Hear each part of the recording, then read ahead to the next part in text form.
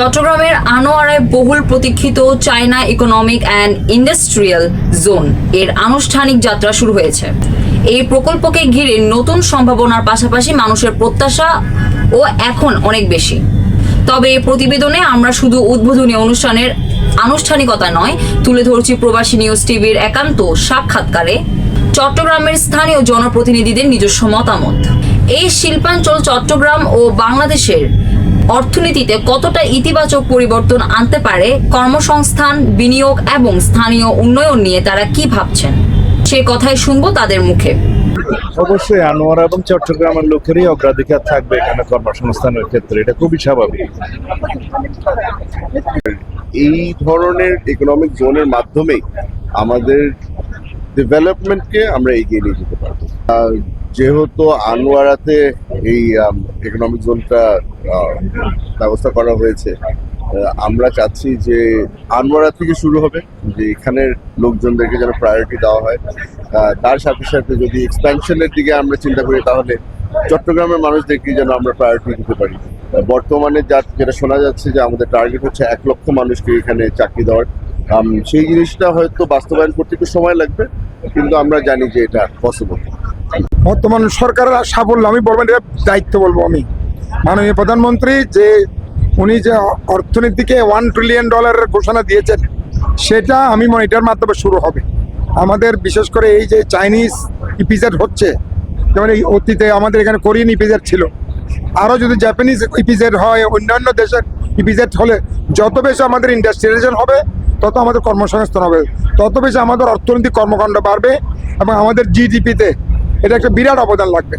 সুতরাং আমি মনে করি এইগুলি ছাড়া, বিশেষ করে ইনভেস্টমেন্ট ছাড়া দেশের অর্থনীতি শক্তিশালী করা গত 17 বছরে যেটা ফ্যাসিস্ট সরকার পারেনি, কিন্তু বর্তমান সরকার এটা হাত দিয়েছেন এবং হাত দেওয়ার সাথে সাথে এবং প্রথমে উনি চায়না সফরের আগেই কিন্তু এই পিজেডটা উনি অলরেডি অনুমোদন দিয়েছেন। 800 একর জায়গার উপর প্রতিষ্ঠিত, এখানে চায়নার বিখ্যাত কোম্পানিগুলো আসবে এবং আমরা এখানে আশা করছি এখানে 1 লক্ষ মানুষের কর্মসংস্থান হবে।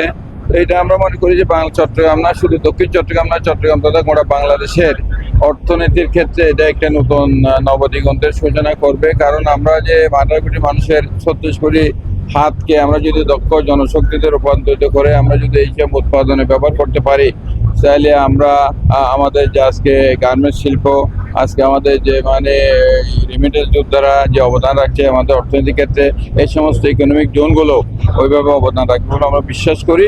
তো আমরা আজকের এইটা আমরা মনে করি যে গণতান্ত্রিক সরকারের অধীনে আজকে যারা ইনভেস্টর তারা আস্থা ফিরে পাচ্ছে, নতুনভাবে তারা তাদের ইনভেস্টমেন্ট নিয়ে তারা এখানে বাংলাদেশের দিকে আসছে, আজকে চাইনা আসছে। আমরা মনে করি বাংলাদেশে পৃথিবীর অনেক রাষ্ট্র এই ইনভেস্টমেন্ট নিয়ে আসবে, সেটা আমরা প্রত্যাশা করি। আচ্ছা, যে চায়না ইকোনমিক জোন উদ্বোধন হতে যাচ্ছে, এটা আমি মনে করি বাংলাদেশের ক্ষতিগ্রস্ত অর্থনীতির জন্য এক বিশাল মাইলফলক হিসেবে কাজ করবে।